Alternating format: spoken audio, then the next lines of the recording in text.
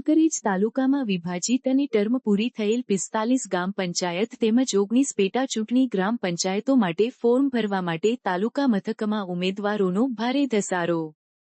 કાંકરેજ તાલુકામાં વિભાજિત થયેલ અને ટર્મ પૂર્ણ થયેલ ગ્રામ પંચાયતો અને ખાલી પડેલ વોર્ડની સામાન્ય ચૂંટણીમાં કાંકરેજ તાલુકા પંચાયત કચેરી અને મામલતદાર કચેરીમાં ઉમેદવારો અને ટેકેદારોનો ભારે ધસારો જોવા મળી રહ્યો છે. ત્યારે કાંકરેજ તાલુકામાં વિભાજિત થયેલ તેમજ ટર્મ પૂરી થયેલ ગ્રામ પંચાયતો સમરસ પણ બની રહી છે. આમ ફોર્મ ભરવાની છેલ્લી તારીખ નજીક આવી રહી છે ત્યારે કાંકરેજ તાલુકામાં 45માંથી અનેક પંચાયતો સમરસ થવાનો સિલસિલો ચાલુ રહ્યો છે.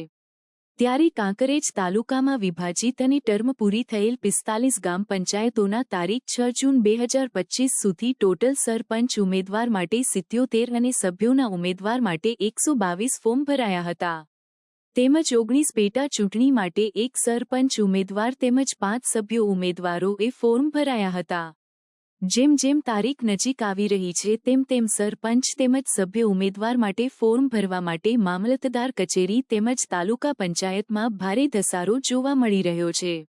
ત્યારે હવે શનિવાર અને રવિવારે રજાનો દિવસો હોવાથી સોમવારના રોજ મોટી સંખ્યામાં ઉમેદવારો ઠેકેદારોનો ભારે ધસારો જોવા મળશે.